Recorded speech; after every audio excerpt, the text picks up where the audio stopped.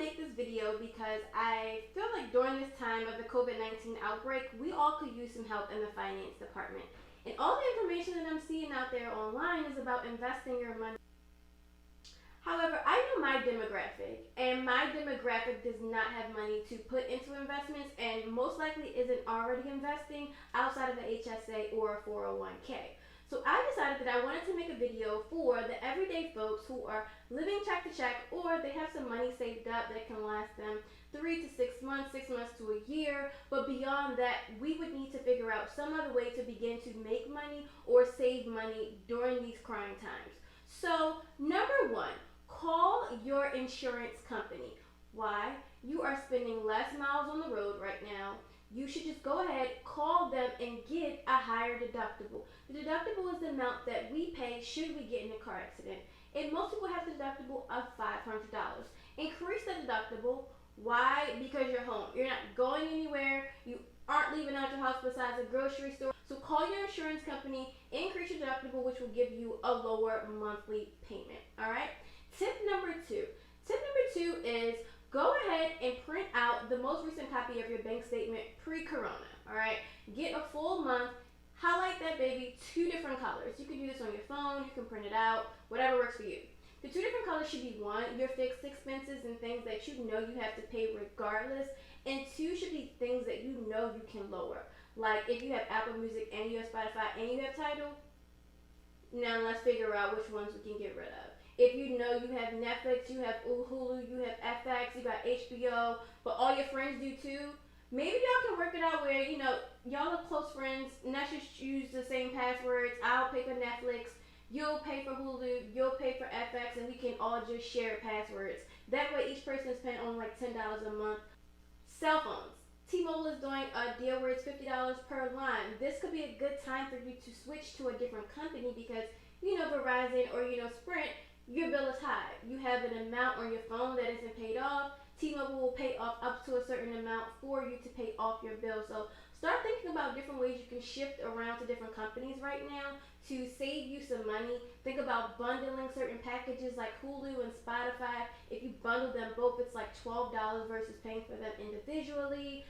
Think about those other services and subscriptions that you have, like the gym memberships that we aren't using right now. So cancel your gym memberships. We do not need them right now. Most of us are working out from home, doing things on YouTube that'll show us like, hey, we may not even need that gym membership post-corona besides just socializing and wanting to get out or flex at the gym, which is also fun too.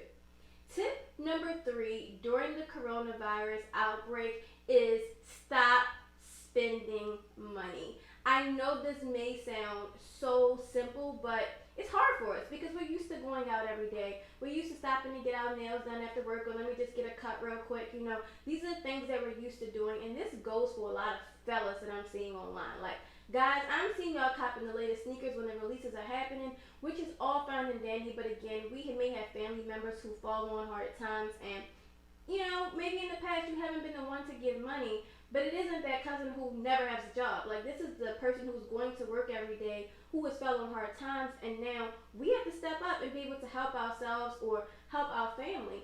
Also, we don't know when we're going to go from being an essential worker to a non-essential worker.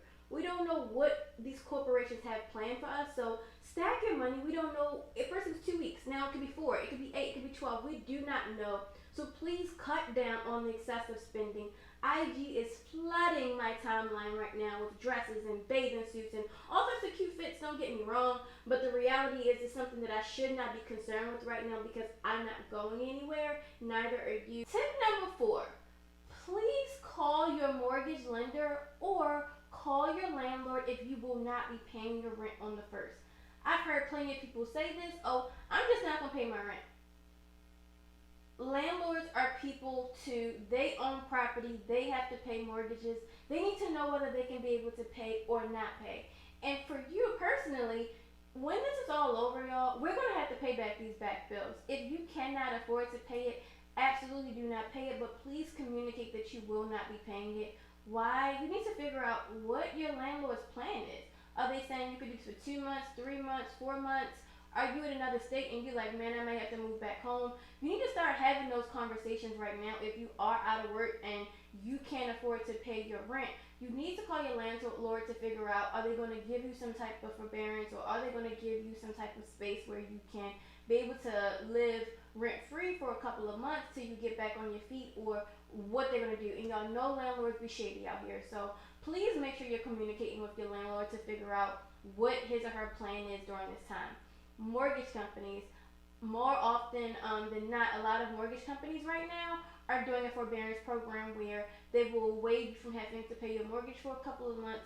They'll put you on a list of people so they know not to keep calling you and annoying you about the fact you haven't paid your mortgage. And then it will accumulate interest, but it will not go on your credit, which is amazing to be able to pay your bills back and it not impact your credit, because that is a huge factor in having good credit, is paying your bills on time. And so to be able to go through this period of time where you don't have to pay bills on time, you are accumulating interest, but it's not going on your credit, call them to put yourself on the list, or to figure out what their plan is or what the policy is for forbearance during this period of time. Tip number 5. Tip number 5 is all about making money during this time. If you're home and you are getting paid, but you like, I'm still want to bring in some extra money. If you're unemployed at all, if you're home working and you want to bring in more money, it doesn't matter. Tip number 5 is all about making money. Number 1, a lot of us are home cleaning out our closets. So we're taking out clothes and shoes that we feel like we're not going to wear, out of style, whatever the reason may be. Go ahead and sell those items online. I'll make a video about this specifically, but I use Upwork. You print out the shipping label online. You put your clothes in your own box. You can give it to your mailman when he delivers your mail, so you don't have to go to the post office, because it's a prepaid shipping label, and they'll do an estimate once it gets there. They'll give you back the items that they don't sell, and then they'll sell those items online. You'll get your money. It'll accumulate in like your like ThreadUp account, and you can either use that money to spend on clothes on the website, or you can use that money to pocket it. I've also sold plenty of things on eBay and have had great luck with eBay as well. eBay is just, you have to be more cautious of communicating with your purchasers, where like Upwork, you don't have to do any of that. They handle it for you. Also, make an Upwork account immediately. If you're someone that has any type of skill where you're used to being like professional around, whether it's admin duties, you have Excel skills, you have skills in graphic design, you're a paralegal, things where you can work remotely, please make an Upwork account, because there's a lot of companies out there that do need help right now, but they just can't pay a full-time person, and they can't like balance the business on their own, so they still may need some work. And the way that Upwork works is that you make an account. It's kind of like putting your resume up there like Indeed, and you have a wall. So once like you work for a company, or you have a project, you can ask them to leave you like a review on your wall, and then you put up there what your hourly rate is, or what you expect to make from a project, and then you put your bids out there. You see someone post something that they need, you put a bid out there. You may throw your hat in there and put it as low as possible, but you're putting your bid in there, and if you get selected for the project, then you're making money. So please create yourself an Upwork account where you can be online and making money and staying at home and staying safe at the same time. And my last suggestion is making an account via Fiverr.